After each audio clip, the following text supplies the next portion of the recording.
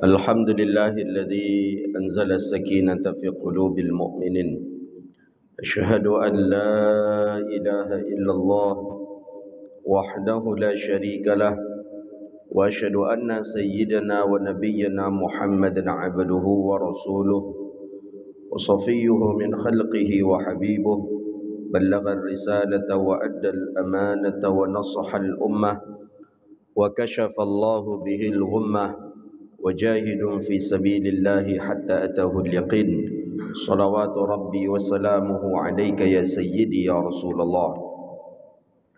اللهم صل على سيدنا محمد الفاتح لما أغلق والخاتم لما سبق ناصر الحق بالحق والهادي إلى صراطك المستقيم، صلى الله عليه وعلى آله وصحبه العظيم. اللهم بك أصبحنا وبك نحيا وبك نموت وإليك النشور. أصبحنا وعلى كلمة الإخلاص وعلى الدين نبينا محمد صلى الله عليه وسلم. رضينا بالله ربا وبالإسلام دينا وبمحمد صلى الله عليه وسلم نبيا ورسولا. أما بعد. Kita memuji Allah dengan mengucapkan Alhamdulillahi Rabbil Alamin. Dengan izin Allah kita bisa duduk di majlis dan di tempat yang mulia ini. Mudah-mudahan kita bermohon kepada Allah selama kita duduk di majlis ini, Allah ampuni dosa kita, Allah terima amal ibadah kita, Allah jauhkan kita dari bala dan wabah. Amin ya Rabbal Alamin. Salawat dan salam ke Nabi yang agung, Nabi yang mulia, Sayyidina Rasulullah Muhammadun sallallahu alaihi wasallam. Allahumma salli wa sallim ala Sayyidina Muhammadin wa ala alihi wa sahbihi ajma'in. Bapak Ibu hadirin yang dirahmati Allah Subhanahu wa taala. Kita lanjutkan kajian kita kitab Muwatta Imam Malik. Hadis yang terakhir adalah hadis baginda Nabi sallallahu alaihi wasallam melaksanakan witir di atas kendaraan. Al-witru 'ala dabbati. Bahwa Nabi sallallahu alaihi wasallam melaksanakan salat witir di atas kendaraan. Dan sepakat para ulama bahawa tidak ada salat fardu di atas kendaraan illa fi syiddatil khauf, kecuali salat ketika perang. Jadi saat perang saja salat masih wajib. Perang berkecamuk, musuh di hadapan kita, bahkan terancam nyawa kita akan terbunuh, salat pun masih wajib. Maka ada salat namanya salatul khauf, syiddatul khauf, salat dalam keadaan ketika berperang. Apalagi kita sedang tidak dalam keadaan berperang, kita sedang biasa-biasa saja, makan pun enak, minum pun lezat, segala macam, tentu salat lebih wajib lagi. Bayangkan ketika perang saja salat wajib, apalagi ketika tidak sedang melaksanakan perang. Itu adalah hadis tentang bahawa Nabi SAW salat sunat itu di atas kendaraan dan termasuk melaksanakan salat witir. Jadi Nabi pernah melaksanakan witir di atas kendaraan. Hadis hari ini, bismillahirrahmanirrahim. Haddatsana Malik an Yahya ibn Sa'id an Sa'id ibn al-Musayyib annahu qala kana Abu Bakar As-Siddiq idza arada, bahwa disebutkan daripada Imam Malik, daripada Yahya bin Sa'id, daripada Sa'id ibn al-Musayyib, bahwasanya beliau berkata bahwa adalah Abu Bakar As-Siddiq idza arada ayyatiya, apabila beliau ingin mendatangi tempat tidurnya, firash itu tempat tidur, tilam kalau bahasa kita ya tempat tidur, kero atau apa gitu, kasur atau apa, kalau kita kasur hari ini. Abu Bakar kalau hendak mendatangi tempat tidurnya, maksudnya ketika Abu Bakar kalau akan ingin tidur, maka Abu Bakar melaksanakan witir. Wa kana Umar ibn al-Khattab yutiru akhir lail, sedangkan Umar ibn al-Khattab itu witir di penghujung malam. Penghujung malam setelah selesai salat qiyamul lail, setelah tahajud, baru di sana Umar ibn al-Khattab witir. Qala Sa'id, berkata Sa'id ibn al-Musayyab, amma ana, adapun saya, kata Sa'id ibn al-Musayyab, fa idza ji'tu firashi, apabila aku ingin datang, apabila aku ingin mendekati tempat tidurku, apabila aku ingin tidur, maka aku pun melaksanakan witir. Nah, ini hadis ini. Pertama, Sa'id Ibn al-Musayyab mengatakan Abu Bakar kalau witir itu sebelum tidur. Nah, Abu Bakar witir sebelum tidur dia. Ini diperintahkan oleh Nabi, bukan melaksanakan witir yang seperti ini. Ada yang diperintahkan Nabi kepada sahabat. Di antaranya Abu Darda, Abi Dzar Al-Ghifari, Abi Hurairah. Itu diperintahkan Nabi, la yanamu ahadukum illa 'alal witr. Jangan kalian tidur kecuali dalam keadaan witir. Maka itu keluar bahasa Nabi, apa kata Nabi? 3 yang biasa aku lakukan, kata Rasulullah sallallahu alaihi wasallam. Puasa 3 hari dalam setiap bulannya, duha 2 rakaat, kemudian witir sebelum tidur. Nabi mengatakan witir sebelum tidur bukan berarti Nabi selalu witir sebelum tidur, enggak. Ada beberapa orang yang Nabi perintahkan witir sebelum tidur. Itulah dia Abu Darda, kemudian Abi Dzar Al-Ghifari, kemudian Abi Hurairah. Bahwa la yanamu ahaduhum, kata Nabi, jangan kalian tidur sebelum kalian melaksanakan witir. Jadi dari hadis tentang witir ni kita faham bahwa hukum itu tidaklah begitu mengikat. Ada hukum itu yang memang mengikat mutlak.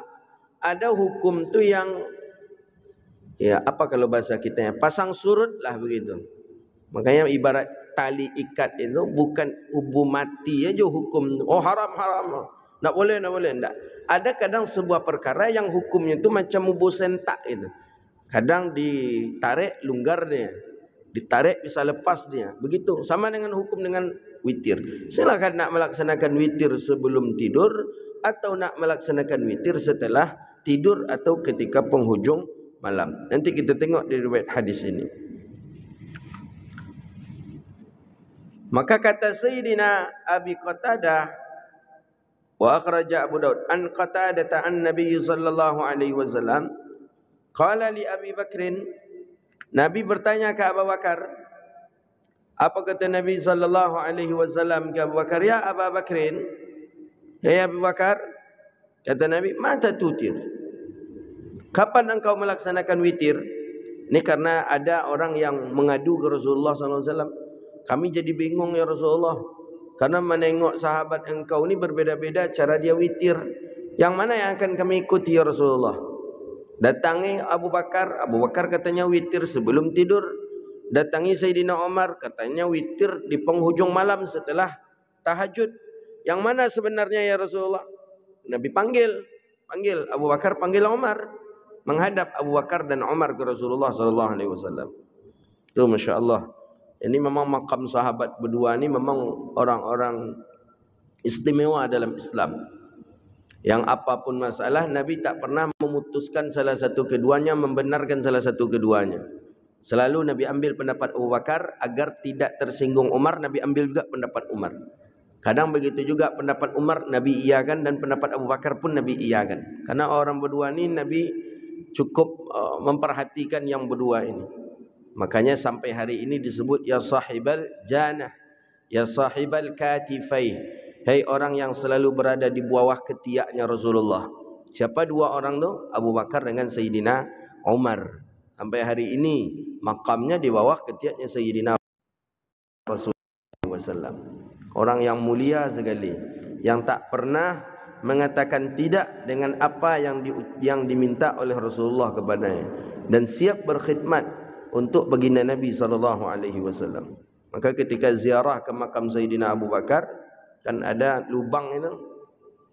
Lubang pertama itu lubang kecil, lubang kedua lubang kecil. Kalau kita masuk dari pintu Babus Salam, memang sunnahnya masuk Masjid Nabawi itu pertama kali kita sampai Madinah, usahakan masuk Masjid Nabawi itu dari pintu Babus Salam.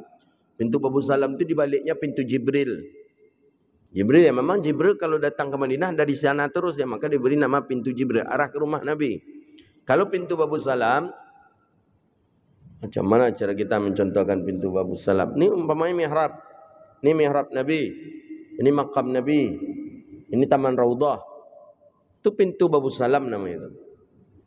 Nah, dianjurkan kita masuk Madinah ni, laki-laki, perempuan tak bisa masuk pintu babus salam.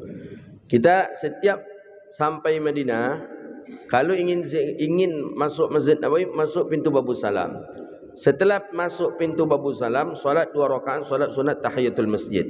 Setelah solat 2 rakaat tahiyatul masjid, langsung ziarah ke makam Nabi.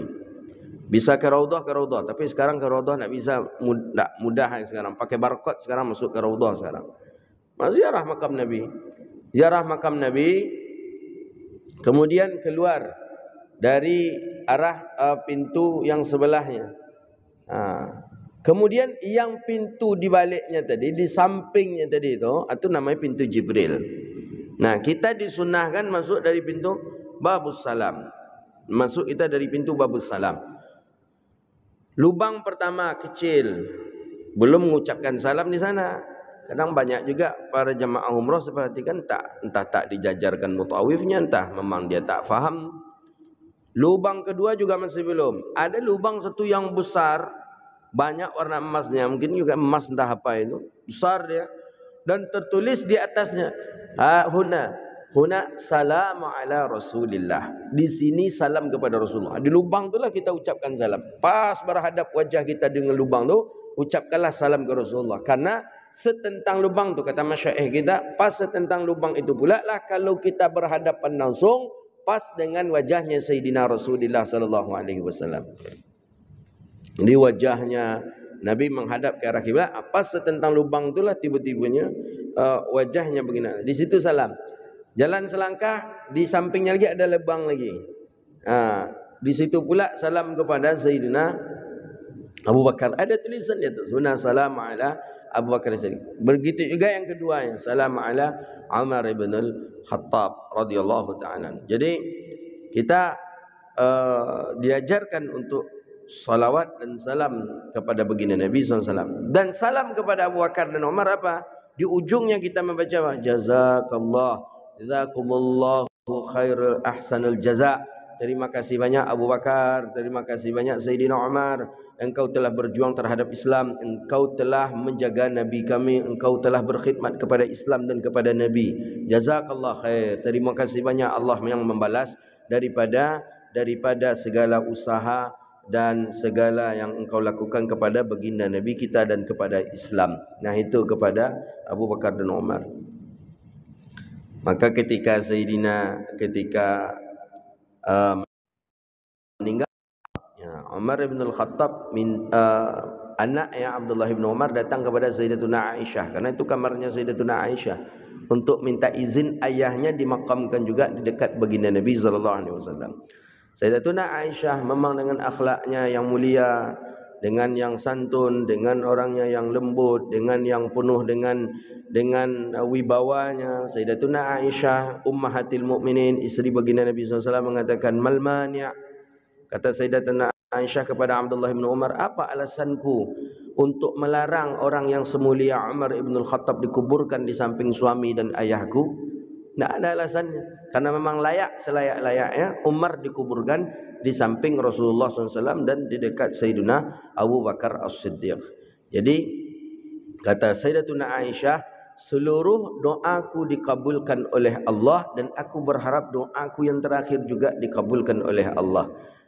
Ternyata doa tidaklah dikabulkan Allah. Kenapa? Aku menginginkan aku dikuburkan, aku 3 di antara orang yang dikuburkan di dekat ayah dan suamiku. Jadi Sayyidatuna Aisyah tu ingin dia dikuburkan di situ, kemudian ayahnya Abu Bakar As-Siddiq, kemudian Sayyidina Rasulullah sallallahu alaihi wasallam. Rupanya yang ketiganya itu sudah diisi oleh Sayyidina Umar ibn al-Khattab. Jadi Sayyidah Aisyah tak di sana, Sayyidah Aisyah di Baqi'.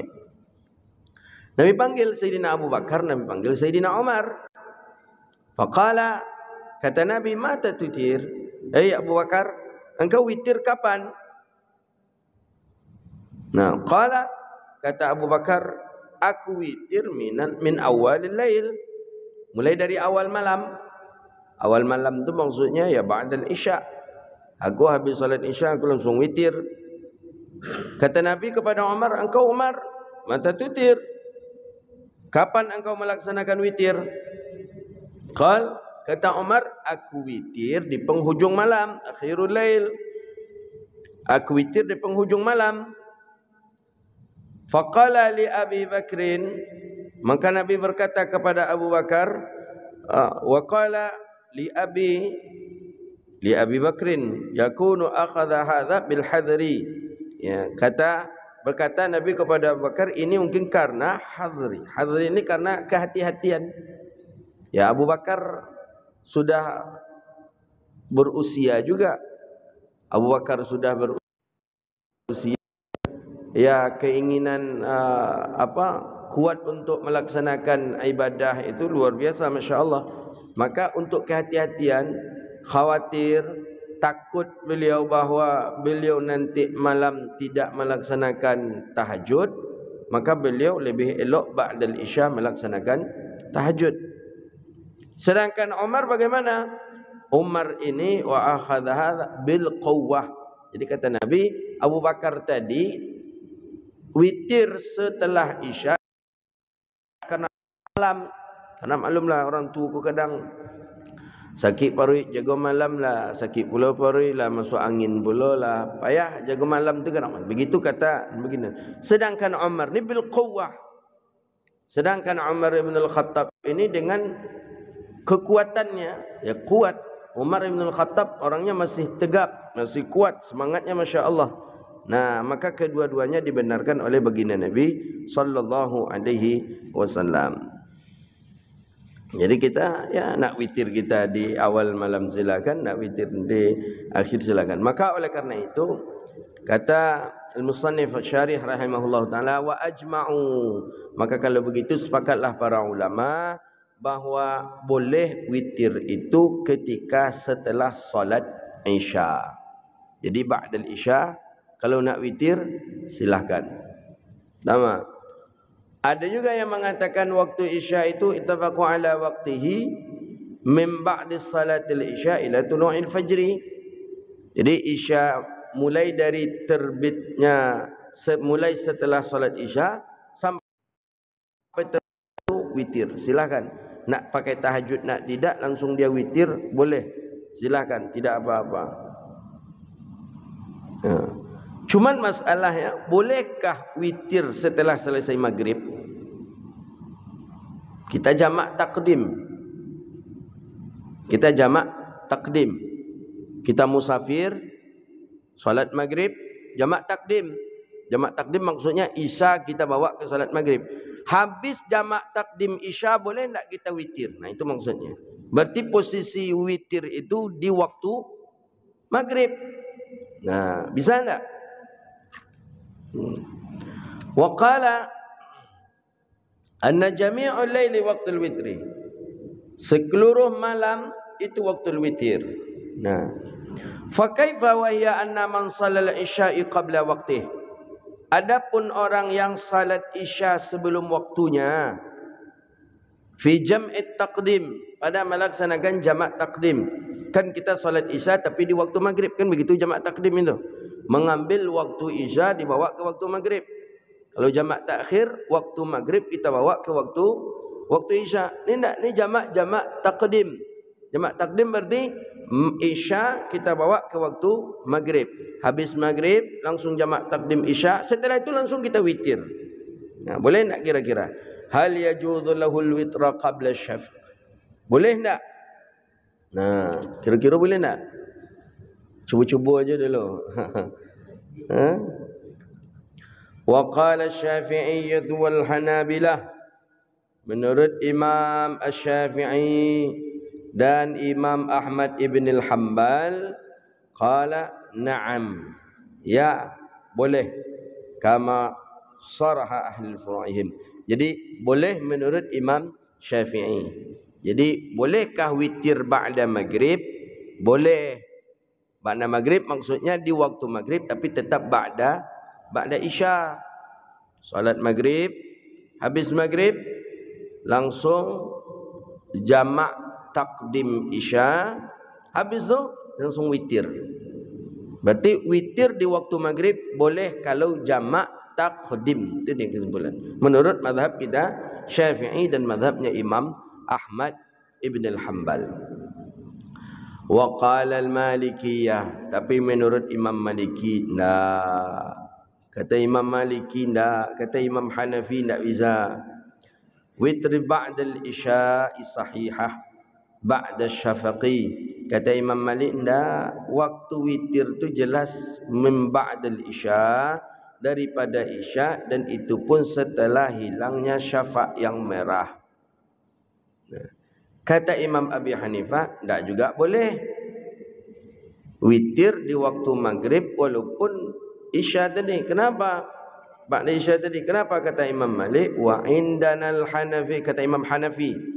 Maaf, kata Imam Hanafi, wa indanal Hanafiyah, ni menurut mazhabnya orang Imam Abi Hanifah, la yasihul isya'u bi jam'it taqdim. Tidak sah waktu isya dengan jamak taqdim.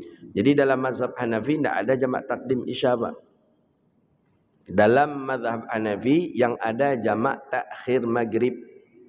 Kalau jamak taqdim isya tak ada. Jamak takhir maghrib ada dalam mazhab Imam Hanafi. Jadi kalau dalam mazhab Hanafi, kalau kita musafir maghrib tu lanjut ajalah. Kalau memang kita nak jamak, karena jamak takdim itu tidak ada, yang ada dia jamak takhir. Dibawalah salat maghrib itu ke isya. Jadi jamak takdim tidak ada dalam mazhab Hanafi.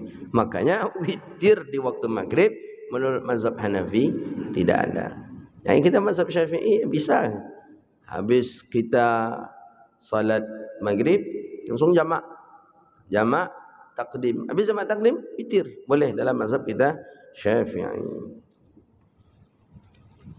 Mungkin ada salah muka yang bertanya-tanya agaknya terjawab langsung di kitab kan. Mungkin terasa-rasa di kita boleh enggak ni jamak aja langsung apa aja langsung witir aja langsung kan bisa ni. Terjawab langsung oleh Aujazul Masalihin. Nah, ada sebagian, nah ini Imam Syaukani mazhabnya Zaidi. Imam Syaukani, Imam San'ani, Zaidi itu Syiah Zaidiyah namanya. Bukan Syafi'i. Cuman banyak orang-orang menisbahkan beliau kepada Syafi'i. Tidak. Imam Syaukani Zaidi. Memang Zaidi itu mazhabnya akrab kepada sunnah, dekat kepada sunnah, maksudnya dekat kepada pemahaman ahlu sunnah wal jamaah. Mazhab Zaidiyah, tapi tidak termasuk mazhab yang mu'tabar. Maka para ulama mengeluarkan daripada mazhab yang 4. Syafi'i, Maliki, Hanafi, Hambali. Sebenarnya ada Zaidi, ada Ja'fari, ada yang lainnya. Cuman yang mu'tabar, yang mu'tamad itu 4. Imam Syaukani, Imam San'ani, itu termasuk barisan daripada Zaidi. Kata menurut beliau, sebagian mazhab Syafi'i itu menambah daripada waktu witir itu sampai setelah salat fajar tapi sebelum waktu subuh. Masih boleh katanya witir. Kita belum witir lagi. Tahajud. Setelah kita selesai tahajud langsung masuk subuh. Kan tulu'il fajri, masuk waktu subuh. Tapi sebelum salat subuh lakukan witir, masih boleh kata Imam Syaukani. Masih sah witir kita di situ karena kita belum melaksanakan salat subuh. Bahkan ada satu wajah mengatakan bahawa hatta ila salat az-zuhri, sampai kepada waktu salat zuhur pun masih boleh witir. Tapi hadza qaulun dhaif, tapi ini adalah pendapat yang lemah. Karena zuhur kan sudah waktu siang. Sedangkan Nabi mengatakan akhirlah salat malam kalian dengan witir. Kemudian witirlah kamu sebelum tidur. Itu kan di malam hari keseluruhannya. Kalaulah zuhur itu kanlah waktu siang. Kalau qadha ya mungkin bisa saja. Tapi menurut satu qaul boleh ya, tapi itu pendapat yang lemah. Lemah ya. Lemah. Pendapat yang lemah berarti selagi ada pendapat yang kuat maka kita berhujjah dan beramal dengan pendapat yang kuat tadi. Maka dari itu orang yang melaksanakan witir ketika jamak taqdim ba'dal isya di waktu maghrib menurut Imam Abi Hanifah la yasih, tidak sah.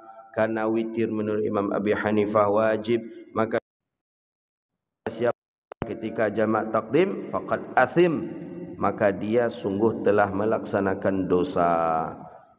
Berdosa, karena menurut beliau witir itu wajib. Jadi witirnya ketika jamak takdim, ya witirnya tak sah. Kalau dia tidak sah melaksanakan witir, berarti dia termasuk orang yang berdosa. Hadis berikutnya, qala haddatsana Malik annahu balaghahu anna rajulan sa'ala Abdullah bin Umar 'anil witri aujaba aw awajibahu. Ada yang datang, bahawa seorang laki-laki datang dia kepada Abdullah bin Umar tentang menanyakan tentang witir. Apakah dia wajib?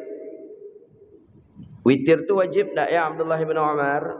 Qala Abdullah bin Umar, jawaban Abdullah bin Umar, qad autara an-nabiy sallallahu alaihi wasallam, sungguh telah witir Nabi sallallahu alaihi wasallam, dan witir pula kaum muslimun.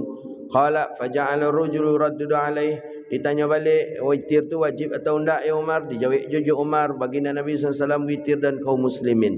Jadi tidak ada tentang kesimpulan bahawa witir tu wajib. Abdullah bin Umar dari bab ini menjelaskan witir tak wajib. Karena diulang pula tanya ada orang tu balik, witir wajib Abdullah bin Umar? Ibn Umar, witir tu wajib? Dijawab oleh Abdullah bin Umar, baginda Nabi SAW witir dan kaum muslimin pun juga witir. Diulang tanyanya balik, Abdullah bin Umar, witir tu wajib atau macam mana? Nabi witir dan kaum muslimin witir. Diulang balik, itu terus jawaban sampai orang tadi pun tidak bertanya lagi kepada Abdullah bin Umar. Maka dari sini bahawa witir itu tidaklah wajib. Tapi yang mengatakan wajib mana dalilnya? Dalil yang dipakai di hadis sebelumnya bahawa kata Nabi SAW, sesungguhnya Allah telah memfardukan salat kepada kita sittata awqat. Ada enam waktu. 6 waktu itulah subuh, zuhur, asar, maghrib, isya dan witir. Nah, gitu dia. Hadis berikutnya, qala haddatsana Malik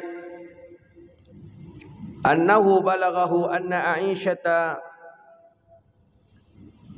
bahwa sesungguhnya Aisyah istri Nabi sallallahu alaihi wasallam, qala, Sayyidatuna Aisyah istri Nabi sallallahu alaihi wasallam,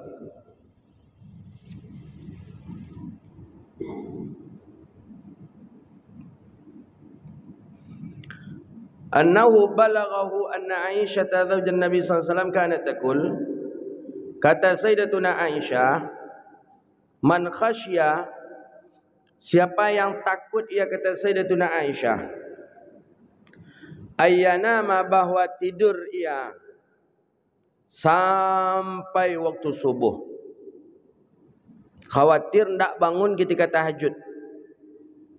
Ni Sayyidatuna Aisyah mengatakan, maka bagaimana? Falyutir qabla ayyanam, maka lebih elok dia witir sebelum dia tidur. Jadi rasanya badan capek, atau ketika itu kita sedang musafir, baru sampai rumah jam 1 atau jam 12, kuat sekali mata ni mengantuk, rasanya mungkin subuh saja baru akan bangun. Maka kata Sayyidatuna Aisyah, diajarkan oleh Sayyidatuna Aisyah, lebih elok dia witir sebelum dia tidur. Daripada lewat nanti salat sunat kita, biarlah tidur dapat witir kita dapat. Tapi waman raja, kata Sayyidatuna Aisyah, tapi siapa yang berharap untuk dia bangun di malam hari, maka hendaklah dia takhirkan witirnya.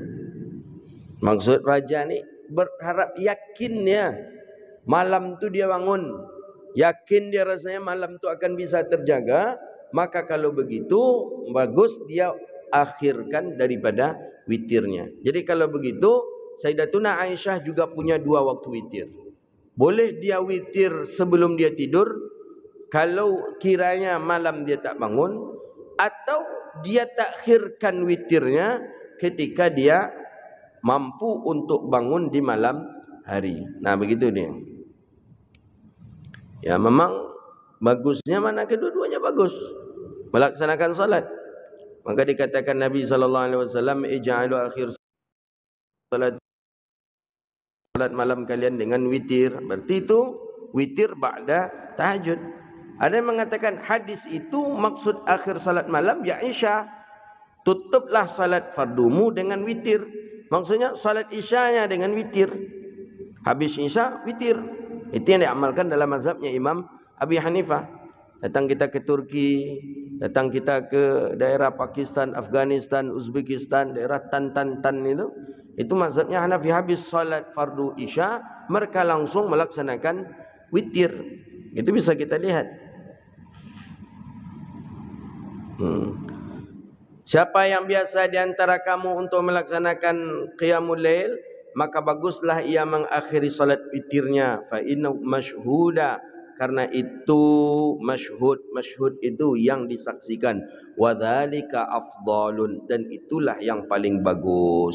Tapi wa man khafa minkum, siapa yang takut di antara kamu bahawa malam hari pun dia tidak melaksanakan qiyamul lail, falyutir min awal, maka eloklah dia untuk melaksanakan witir di awal malam. Maksud awal malam ba'dal isya, langsung dia melaksanakan witir. Hadza wabillahi at-taufiq. Silakan pertanyaan. Pak jenis dia apa tadi?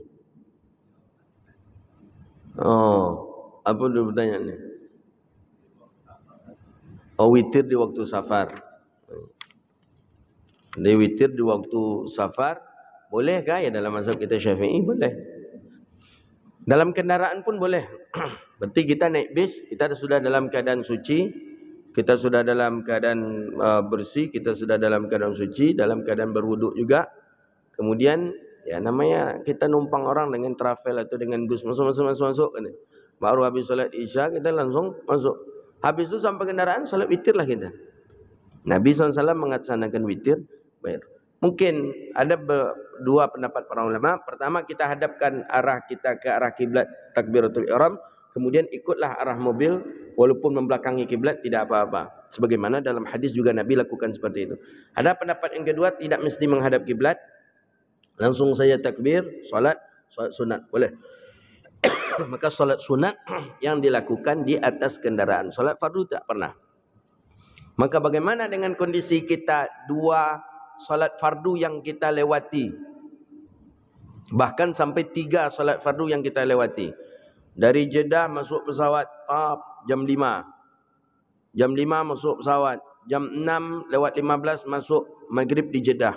Kita sudah pesawat, maghrib di atas pesawat, asar maghrib di atas pesawat, isya di atas pesawat, baru mendarat di Indonesia jam 6.30 juga masih di pesawat dan waktu sudah habis. 3 waktu, maghrib, isya, subuh. Kira-kira bagaimana cara kita salat?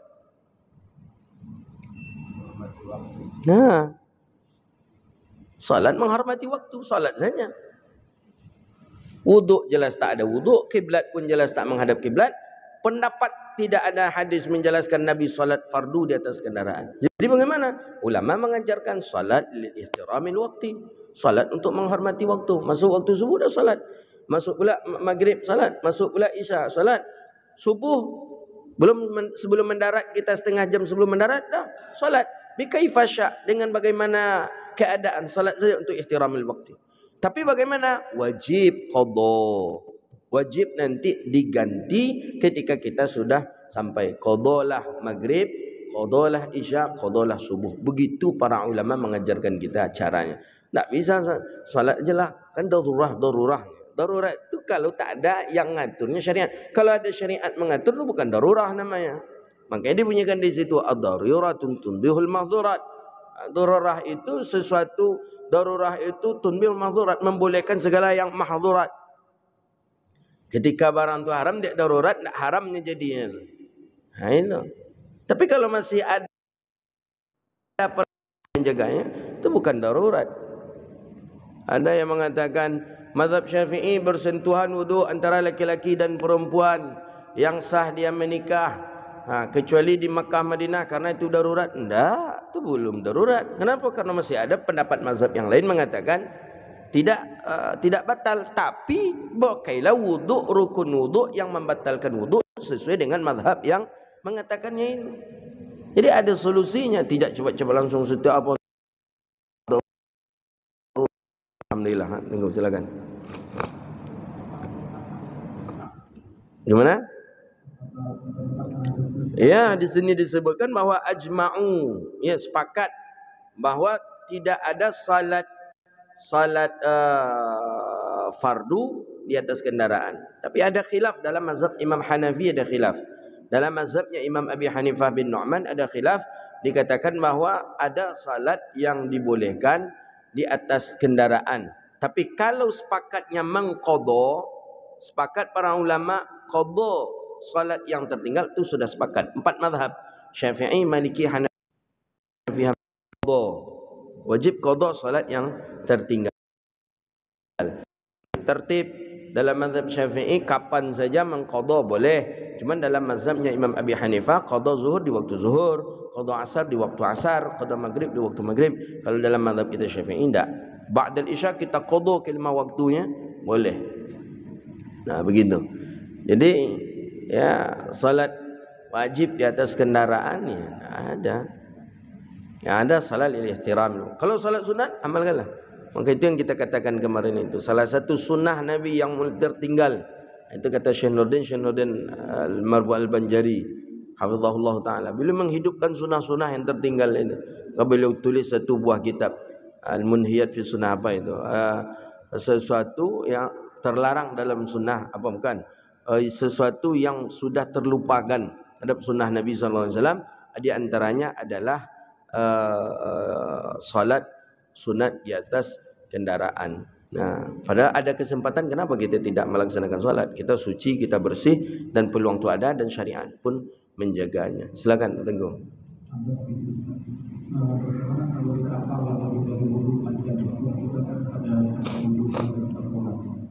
Nah, kapal itu sudah dijelaskan oleh para masyaikh. Di antaranya kapal masih bisa membuka kompas.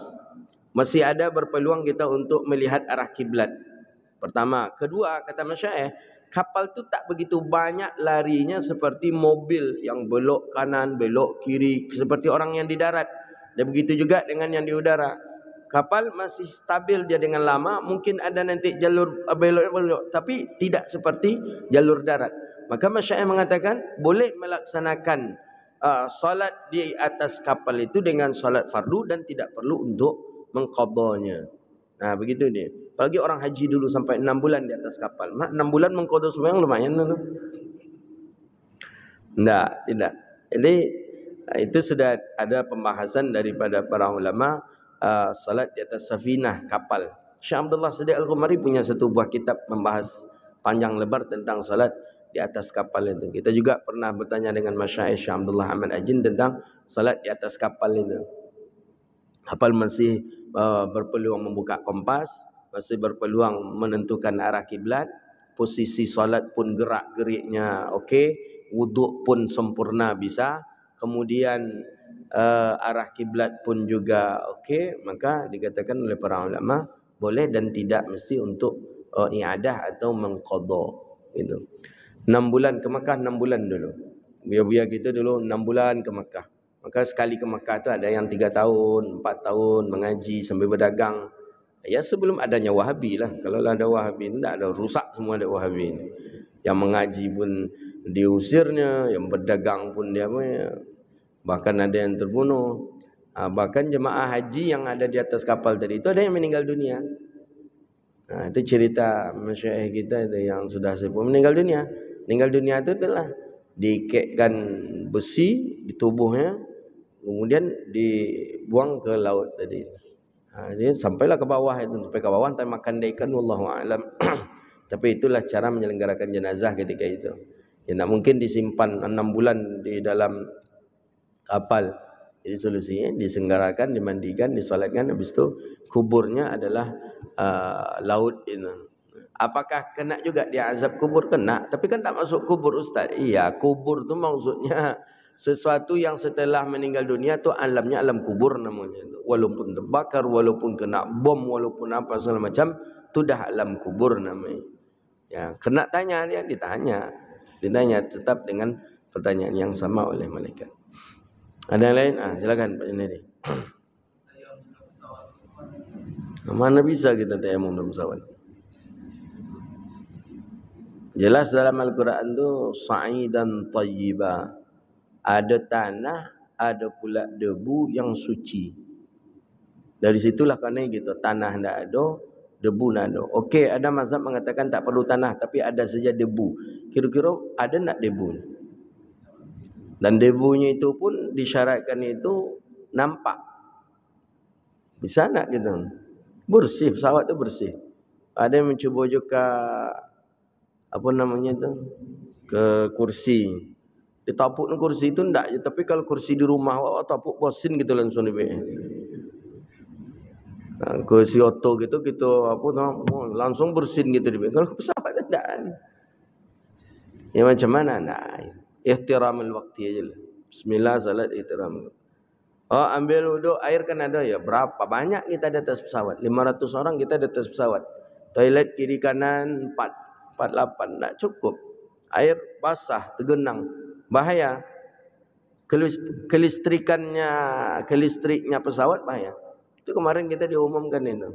Bapak Ibu tak usahlah mengambil wuduk, kalau nak tayamum sajalah dibolehkan gitu. Oleh pramugari yang menyampaikan itu. Pramugari lah menjadi mufti pula jadi pesawat itu. Silakan mengambil wuduk, waktu salat dah masuk tak usah mengambil wuduk, tayamum sajalah di dinding atau di apa pesawat. Silakan, dan itu boleh salat, jangan duduk karena nanti berbahaya kekonslatan, kerusakan daripada pelistrikan pesawat. Ya kan bahaya, mudarat. Konslet pesawat tu kan bahaya tu. Di dalam tu.